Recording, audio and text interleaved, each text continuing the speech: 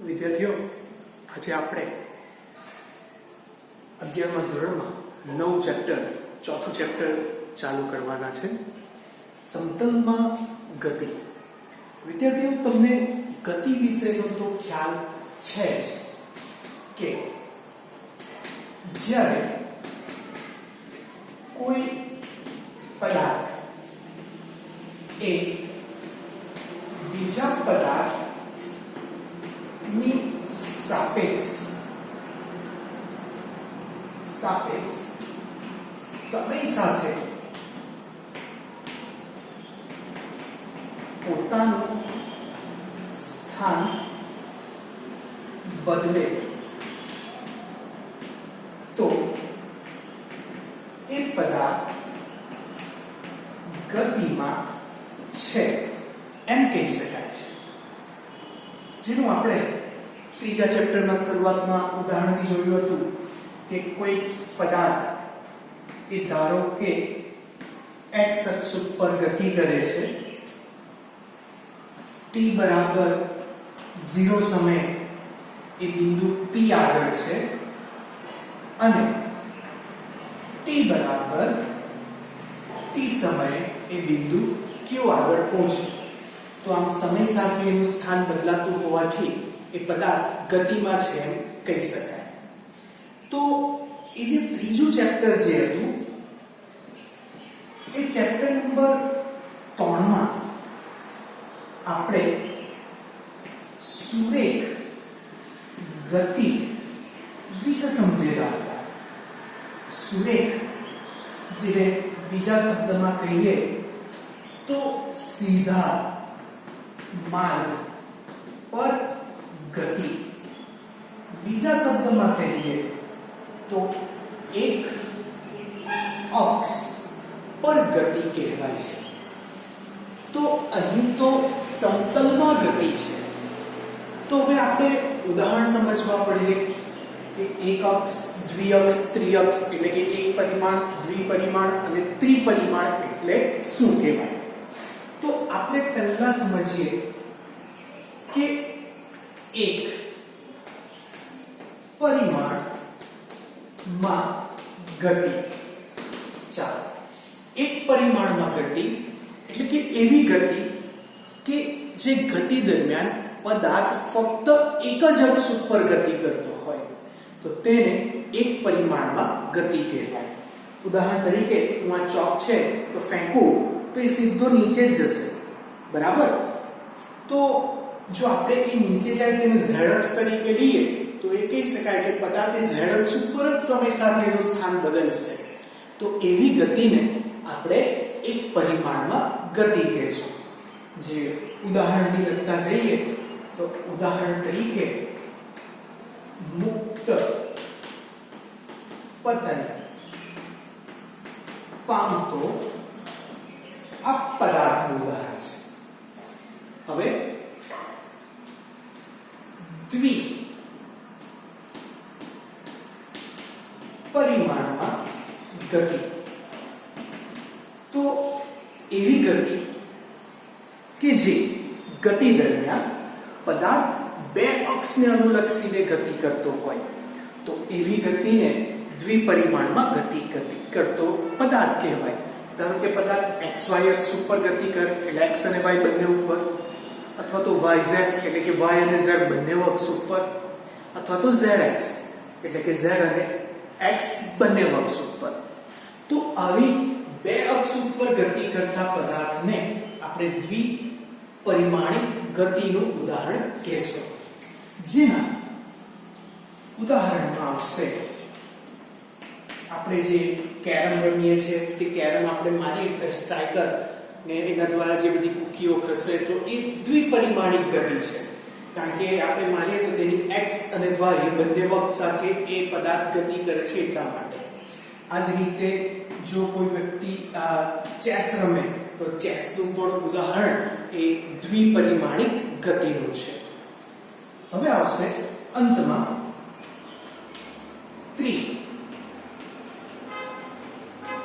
ત્રિપરિમાણમાં ગતિ.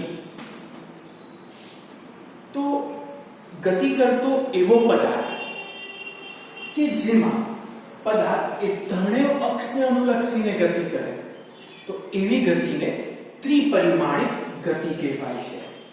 ઉદાહરણ તરીકે બગીચામાં ઉડતું પતંગિયું, બરાબર. તો આના ઉપરથી આપણે એક પરિમાણ, દ્વિપરિમાણ અને ત્રિપરિમાણ વિશેની માહિતી મેળવી. એટલે કે બીજા શબ્દમાં કહેવું કે જો કોઈ પદાર્થ એક પરિમાણમાં ગતિ કરે તો તે કાં તો x અક્ષ ઉપર, કાં તો y અક્ષ ઉપર, કાં તો z અક્ષ ઉપર જ ગતિ કરશે. જો દ્વિપરિમાણમાં ગતિ કરતો હોય તો તે xy, yz અથવા તો z અક્ષ ઉપર ગતિ કરતો છે એમ કહી શકાય. અને ત્રિપરિમાણમાં ગતિ કરતો હોય તો તે x, y, z ત્રણેય અક્ષને અનુલક્ષીને ગતિ કરતો છે એનું ઉદાહરણ કહી શકાય. તો આ બધા ઉદાહરણના તમને થોડા સેમ્પલ બતાવ્યા છે કે આમાં કયામાં કઈ ઉદાહરણ આપે છે. તો હવે વિદ્યાર્થીઓ, સમતલમાં ગતિ એટલે શું કહેવાય? સમતલ એટલે કે આપણે કહીએ તો પાટિયું, બરાબર. કે આ જે બોર્ડ છે એ બોર્ડ સમતલ છે. સમતલ એટલે કે બે પરિમાણ. જેને ગતિ કરવા માટે બે પરિમાણની જરૂર પડે એને સમતલમાં ગતિ કહેવાય. એટલે હવે જે આપણે કેરમની કૂકીઓ જે ગતિ કરે, ચેસનું જે ઉદાહરણ હતું તે, તો એવી જે પ્રકારની ગતિઓ છે એ ગતિઓ આપણે આ ચેપ્ટરમાં જોવાના છે. તો ત્રીજું ચેપ્ટર અને ચોથું ચેપ્ટર કઈ રીતના અલગ પડે? પોઈન્ટ ઓફ વ્યૂ પ્રમાણે બંને સરખા છે, પણ ત્રીજા ચેપ્ટરમાં આપણે સુરેખ પથ ઉપર ગતિ હતી. સુરેખ એટલે એક જ અક્ષ ઉપર ગતિ હતી. જ્યારે ચોથા ચેપ્ટરમાં સમતલમાં એટલે કે બે અક્ષ ઉપર ગતિ થવાની છે, બરાબર. તો એ અક્ષને આધારે જો આપણે હવે અર્થ સમજીએ તો એ સમજવા માટે આપણને બે રાશિઓ અદિશ અને સદિશ રાશિ દ્વારા આપણે આનો વધુ પડતો સ્પષ્ટ ક્લિયર અર્થ વધુ પડતો સ્પષ્ટ કરી શકીએ છીએ. તો આપણે લઈએ છીએ હવે અદિશ અને સદિશ રાશિ અને તેમની વચ્ચેનો ભેદ. તો આમાં એક તરફ લઈએ છે અદિશ રાશિ અને બીજી તરફ લઈએ છે સદિશ રાશિ. ચાલો, તો અદિશ રાશિ એટલે શું? પહેલા તો એની વ્યાખ્યા ઉપરથી આપણે સમજીએ કે એવી રાશિ કે જેમાં એ રાશિના મૂલ્ય દ્વારા એના વિશે આપણે સંપૂર્ણ માહિતી મળી જાય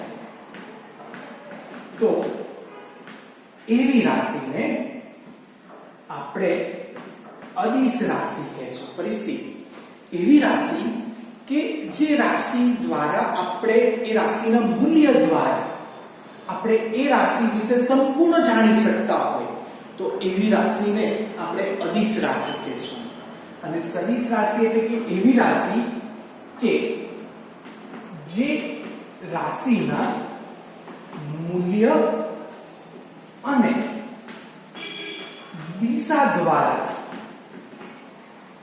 એ રાશિની જો આપણને સંપૂર્ણ માહિતી મળી જતી હોય તો એવી રાશિને આપણે સદિશ રાશિ કહેશું. વિદ્યાર્થીઓ, આ તફાવત તો નોર્મલી તમે 9મા ધોરણમાં ભણેલો જ છે કે અદિશ રાશિ એટલે કે એવી રાશિ કે જેના મૂલ્ય દ્વારા આપણે એ રાશિની સંપૂર્ણ માહિતી કાઢી શકીએ, અને સદિશ રાશિ કે એવી રાશિ કે જે રાશિના મૂલ્ય અને દિશા દ્વારા આપણે એના વિશે સંપૂર્ણ અર્થ સમજી શકીએ કે સંપૂર્ણ માહિતી મેળવી શકીએ તો એવી રાશિને સદિશ રાશિ કહેવાય છે. હવે નેક્સ્ટ પોઈન્ટમાં આપણે એના ઉદાહરણ લઈએ અદિશ રાશિમાં દળ, લંબાઈ, સમય, તાપમાન, કાર્ય વગેરે. જ્યારે એક હું અહીંયા જરા એડ કરી દઉં છું, ઝડપ, પથ લંબાઈ વગેરે. સદિશ રાશિમાં સ્થાનાંતર, વેગ, પ્રવેગ, બળ, વેગમાન, ક્ષેત્રફળ વગેરે એ સદિશ રાશિ છે. હવે આવશે આપણે એને દર્શાવવાનું કેવી રીતના. તો આપણે અદિશ રાશિમાં જે દળ છે એને સિમ્પલ સ્મોલ n અથવા એને કેપિટલ M વડે દર્શાવવાની આપણી આદત છે. તેવી જ રીતના જે લંબાઈ છે એને આપણે સ્મોલ m અથવા કેપિટલ L વડે દર્શાવતા છે. આ સિમ્પલ અદિશ રાશિનું દર્શાવવાનો સંકેત છે. જ્યારે સદિશ રાશિમાં જો આપણે કોઈ રાશિને દર્શાવવી હોય તો એની સંજ્ઞાની ઉપર તીર દોરવામાં આવે. શું દોરવામાં આવે? જે તે સંજ્ઞા, આ m છે, l છે, એ સંજ્ઞા કહેવાય. એ સંજ્ઞાની ઉપર તીર દોરવામાં આવે. અથવા જે અક્ષર છે એ અક્ષર ઘાટો કરવામાં આવે. ચાલો હું એક ઉદાહરણથી તમને હજુ સ્પષ્ટ કરું કે ધારો કે મારે વેગ દર્શાવવો છે, તો હું આ વેગને આજે કીધું છે કે સંજ્ઞાની ઉપર તીર, આ તીર વડે દર્શાવી શકું. કોને? સદિશ રાશિને. અથવા આ જે વેગ છે એને મારે ઘાટો કરવાનો, બોલ્ડ કરવાનો, જાડો કરવાનો, તો આપણે એને સદિશ રાશિ તરીકે દર્શાવી શકીએ. એટલે સદિશ રાશિના સંકેત બે છે કે આપણે જે તે રાશિની ઉપર તીર બી દોરી શકીએ અથવા તો એ જે પણ સંજ્ઞા છે એટલે કે જે તે રાશિ છે એને સિમ્બોલને ઘાટો કરવાનો. હવે આપણે જે અદિશ રાશિના સરવાળા કે બાદબાકી એ સાદી ગણતરી દ્વારા થઈ શકે છે. મતલબ કે ધારો કે કોઈકની લંબાઈ 4 છે, બીજાની લંબાઈ બી 4 છે, તો તમે સરવાળો સિમ્પલ 4 + 4 એટલે લંબાઈ કેટલી? 4 ને 4 8 એવું કરી શકો છો. પણ સદિશ રાશિમાં એની સાદી રીતે સરવાળો કે બાદબાકી એ થઈ શકતો નથી. ખાસ કાળજી રાખજો, આમાં સાદી ગણતરી થાય છે જ્યારે આમાં થઈ શકતો નથી. તો આમાં કેવી રીતના સરવાળો બાદબાકી થાય? પણ કેવી રીતના? તો એમાં સદિશના સરવાળા અને બાદબાકીના જુદા નિયમો આવે. એ જુદા નિયમો આપણે આજ ચોથા ચેપ્ટરમાં જોવાના છે. બરાબર? કારણ કે આપણે જાણીએ છીએ કે હવે દ્વિપરિમાણ આવવાની એટલે અક્ષ આવવાનો, તો અક્ષને દર્શાવવા માટે જુદા જુદા સિમ્બોલો આવશે. એ સિમ્બોલોને આધારે, એ સદિશોને આધારે આપણે હવે સરવાળા બાદબાકી કરવાના છે. સિમ્પલ આ રીતે આપણે સરવાળો હવે કરી શકશું નહીં. ચાલો હવે હું એક બીજું ઉદાહરણ આપું સંજ્ઞાની આધારે કે ધારો કે જો કોઈ પદાર્થ જેની લંબાઈ 4 મીટર છે, બરાબર? શું કીધું? લંબાઈ 4 મીટર. તો આપણે L = 4 મીટર કે આટલું લખી શકીએ, બરાબર? અથવા તો ચાલો બીજું એક સિમ્પલ મસ્ત આપું કે જે તમને બંનેમાં કામ આપે. હવે એક હું એવું કહું કે એક વ્યક્તિ છે, એ ધારો કે અત્યારે 5 કિલોમીટર ચાલ્યો, 5 કિલોમીટર ચાલે છે, તો તેને કાપેલું અંતર એ 5 કિલોમીટર કહેવાશે. બરાબર, ખાલી 5 કિલોમીટર એટલો જ ઉલ્લેખ કર્યો. 5 કિલોમીટર ચાલે છે તો એના પરથી આપણને ફક્ત મૂલ્ય મળ્યું એટલે મેં એને અદિશ રાશિમાં લખ્યું. પણ જો કોઈ એમ કહે કે કોઈ એક વ્યક્તિ 5 કિલોમીટર ઉત્તર દિશામાં ચાલે છે તો શું? 5 કિલોમીટર અને તે પણ ઉત્તર દિશામાં ચાલે તો પછી આપણે એને સદિશ રાશિમાં લખવું પડે. કેમ? તો સદિશ રાશિને દર્શાવવા માટે મૂલ્ય અને દિશા બંનેની જરૂર પડે. તો અહીંયા મૂલ્ય આવ્યું 5 કિલોમીટર અને દિશા આવી ઉત્તર દિશા. તો માટે એ એક સદિશ રાશિના ઉદાહરણમાં જતું રહેશે. હવે તમે આને કેવી રીતના દર્શાવશો? તો એને દર્શાવવા માટે પણ એક પદ્ધતિ છે. એ પદ્ધતિને આપણે સમજીએ. તો ધારો કે આપણે આ જે સદિશ છે એ સદિશને દર્શાવવા માટે આપણે કીધું કે તીરની જરૂર પડે છે. બરાબર છે ને? ઓકે. હવે આપણે એ પણ જાણીએ છીએ કે ઉપર ઉત્તર, નીચે દક્ષિણ, આ તરફ પૂર્વ અને આ તરફ પશ્ચિમ દિશા આવે. હવે સ્ટેટમેન્ટ ખાસ જોજો. કોઈ એક વ્યક્તિ 5 કિલોમીટર ઉત્તર દિશામાં ચાલે છે તો હું આ જે ઉગમ બિંદુ છે એને અનુલક્ષીને ઉત્તર દિશામાં આ એક તીર દોરું છું. બરાબર? નિયમ તો એવું જ છે કે એને દર્શાવવા માટે તીરની જરૂર પડે. હા, સિમ્બોલની ઉપર દોરાય, પણ આપણે જો એને આકૃતિમાં જો કંડારવું હોય, આકૃતિમાં દર્શાવવું હોય તો આપણે એને આવી રીતના દર્શાવી શકીએ. હવે આ તો દિશા બતાવી દીધી એટલે મારું આટલું જ કામ પડ્યું કે ઉત્તર દિશા બતાવી દીધી. હવે 5 કિલોમીટર કેવી રીતના બતાવવાનું?